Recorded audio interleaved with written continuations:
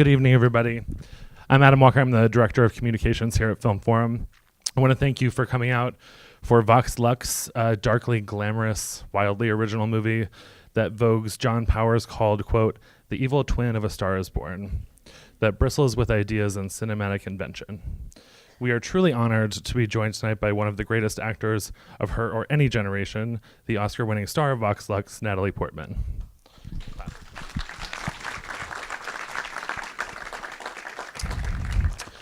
We are also thrilled to welcome back the writer-director of VOX LUX, Brady Corbet.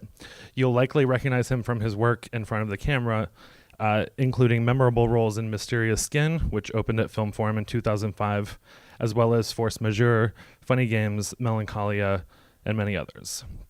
However, VOX LUX, following his acclaimed directorial debut, The Childhood of a Leader, will reintroduce you to Corbet as an exciting and audacious young auteur.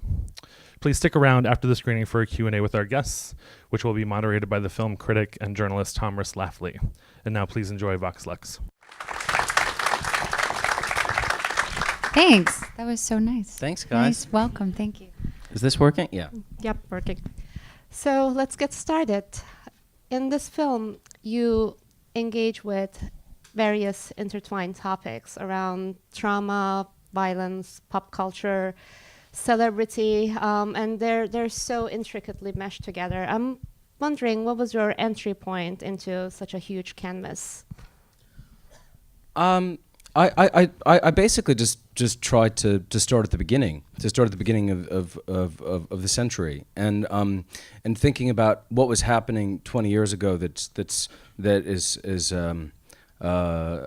still prevalent today. So of course, in 1999, Columbine was an incredible shock, and it was incredibly unexpected. Now it's shocking, but it's not unexpected.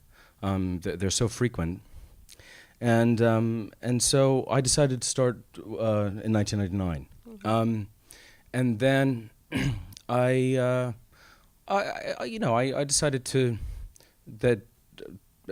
treat it like a very old-fashioned fable. To make the film in a very old-fashioned way. The film's shot on celluloid, but it is about the digital revolution. And to sort of take a character as contemporary as a pop star, but treat that character like Faye Dunaway, or treat that character in like Max Ophuls would, or Billy Wilder would, and so that was the idea. But of course, it's these things, they grow as you work on them, and I don't have everything mapped out. I worked on it for a few months, and this is eventually what came out. Mm-hmm. I mean, the political DNA of the country has evolved. You've been living with this movie for so long, so I'm sure it kept evolving in your head, and as you were writing it, did you kind of plug in new ideas as we moved towards the current administration, which sort of brings home the point between the violence and celebrity? This was written in 2015, so Trump was not yet president. However, the writing was very much on the wall, and he was on the cover of most newspapers and stuff already. So it was not written in response to his administration, but it was written in response to his campaign. I was like everybody. I didn't expect him to win. I thought he'd done enough damage with the campaign alone. I thought, he'll never win. But he's really tapped into something, Right. and that I found very disturbing. I mean, all of the machismo and cheering on his crowd to throw out supporters and manhandle them and whatever. So anyhow, So turning on to you, when you read the script, what was it about Celeste that you really connected to? I mean, she's, in my perspective, a really beautifully messy character, very complex, strong, narcissistic, but also vulnerable. When you see someone like her, you realize we don't really get women like her on screen very often. So I'm wondering how you engage with her. Well, that was exactly, you put your finger on it. And also, first, before I say anything, I just want to thank you all for being here. It's this kind of film, I think, requires an audience to complete the piece of art. It's like the conversation with you. And so you coming to this is so meaningful and really like just helps create what we started. So thank you. And also this theater was very important to me growing up in New York, getting to see things. So I'm so grateful that I get to be here and that you are supporting this theater because it's an important. It is important. When you're here, you sort of feel like you made it, right? Yeah. Yeah. That's how I feel about the Film Forum. Yeah, absolutely. Absolutely. So yes, everything you said, when I got the script, it was just a character that was like a gift on the page of just extreme specificity and a real person who's constantly shifting, of showing these different sides, these different kind of roles she plays in different scenarios with different people. And also something that I felt was very reflective of the moment we live in right now, in all of its absurd tragedy, that, you know, this collision between pop culture and violence and narcissism and the sort of commodification of journalism. And, you know, it's a very hard thing to put your finger on, to get that atmosphere, and especially not in a direct way, not tackling it like head on. It's not a movie about current events exactly. It's fictionalized and was very bold in so many ways. So let's talk about the two of you working together, crafting someone like Celeste, because there's a lot going on. It's a really complex headspace. She's dealing with addiction, past trauma. So what kind of directions that you had for Natalie, and what kind of research did you do? How did you craft someone? Natalie and I didn't know each other before we made this film together, but we had a very easy time communicating with one another. I mean, there were a lot of things that were you know, hopefully evident on the page, but we trusted one another, and so that was the thing that's so nice about the group, is that they'd put their trust in me simply by showing up to make this, and but I tried to put my trust back in them. I mean, as much as I would love to take credit for what everyone's doing up there, I can't, because, for example, I mean, Raffi Cassidy, I think that I told her occasionally, to try and hit her focus mark, but that was about it. So in terms of your research, I mean, did you look into the psycho people dealing with trauma, addiction, or did you look at any real life celebrities without having to name any single one of them? Well, first of all, I think Brady's being humble about not taking credit for what's up there, because, I mean, the writing is, of course, the basis of everything, which is him. And then the atmosphere that he created and the way he set up shots and the way he created a free space and a safe space and was crucial to getting to try crazy things, because, we did some pretty like out there performance stuff. And he also really set the tone for us, because the way he kind of set it in terms of theme and what he was telling us it was about, and many of the guidance, even though it was not micromanaged in any way, I felt like the guidance he gave me about what she was like, how he wanted young Celeste and older Celeste to be completely different characters, that it wasn't supposed to be like some sort of coordinated, Right. we're playing the same person kind of depiction, and how you're supposed to feel this vast and extreme change when it shifts Like in the the second character part. stole it away from you. Right. That it should feel like a betrayal, sort of. That was really interesting. I mean, that was going to be sort of my next question. We meet the younger version of yourself in the movie, and you kind of enter later. But the character that's sort of deposited in our minds, we feel like it's vanished, it's gone, and then you just take that and make it into something else. So did you and Rafi Cassidy have conversations about that evolution? And then she later on plays your daughter, which kind of feeds into the circular nature of the movie very much, in my opinion. Yeah, it was really incredible. I mean, I didn't completely understand it until I saw it, but to have Rafi in both roles gives such like a double meaning to the entire second half for me, because every conversation of this woman with her daughter is also a conversation between a woman and her younger self.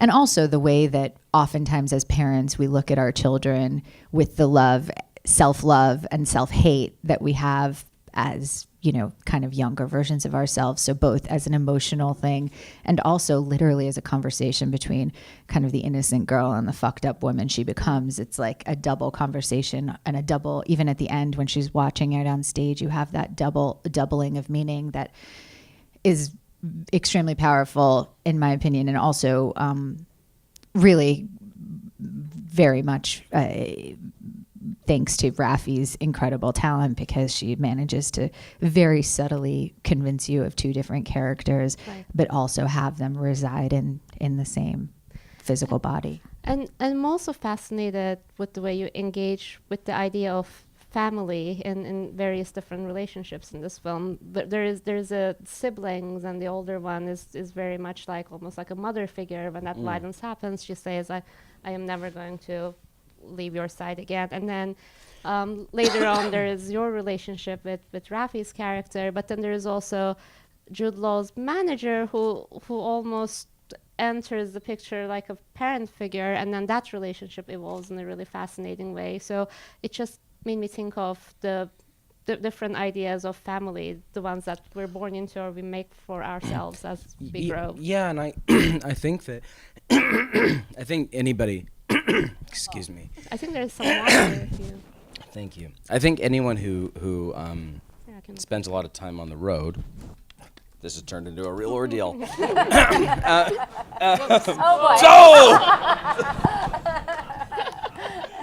That was not the smartest. Please My whole week has been a lot like this.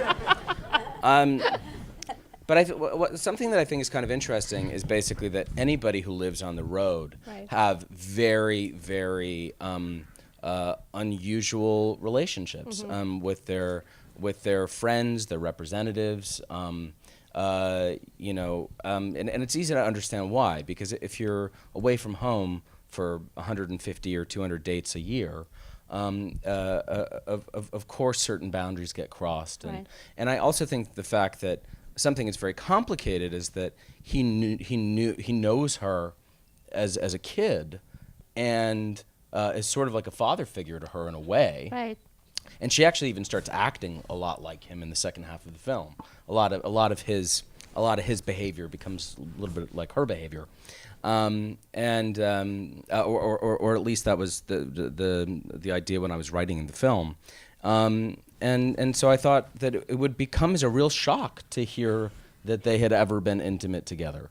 You know, like even if it was unimportant, you wouldn't exactly say it's romantic. And even though it probably happened only when the character was an adult, it's quite perverse. And yet they're very familiar with each other. They're very comfortable together.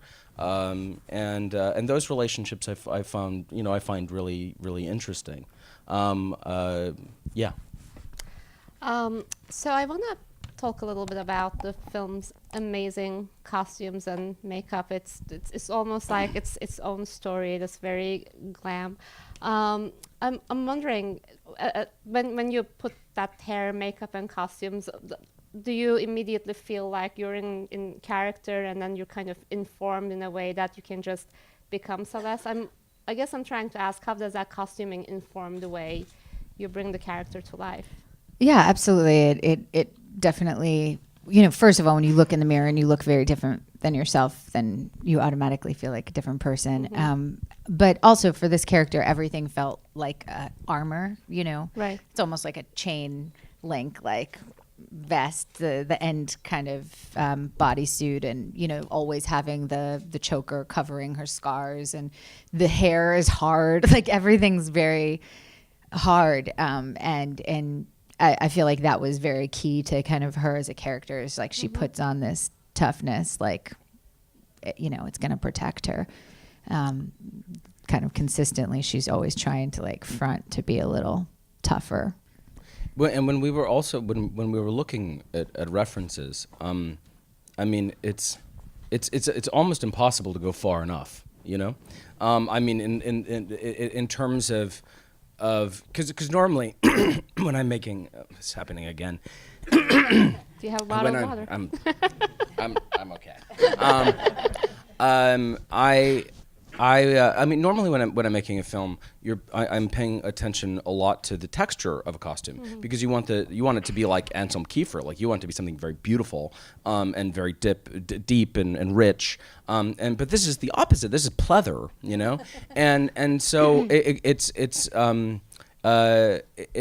interesting because, you know, I was actually robbed of so many of the things that I normally like to play with.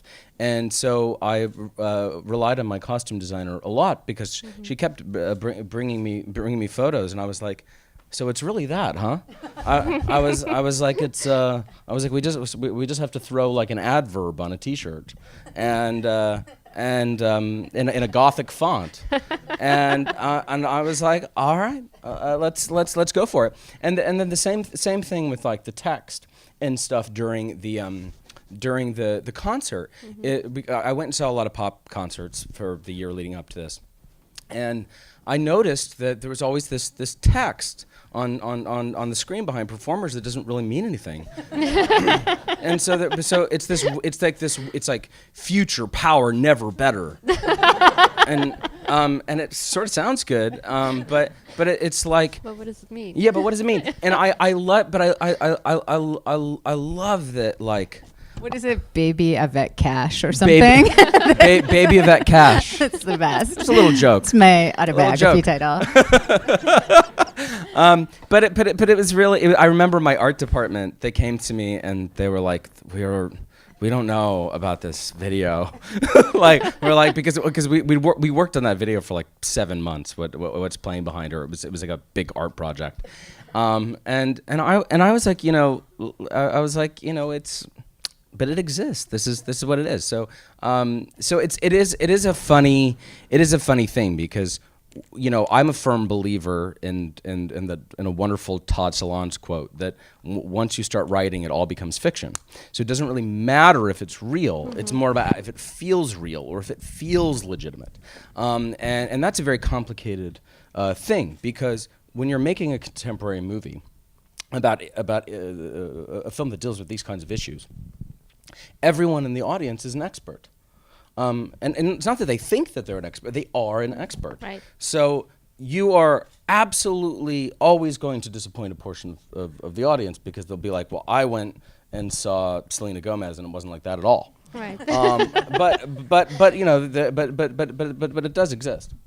I mean, that level of specificity you have in this movie with everything, the crafts, costumes, music, I mean, it lends itself to that believability that you're talking about. So let's talk about the music. There's that duality. There's this really eerie, gorgeous score by Scott Walker.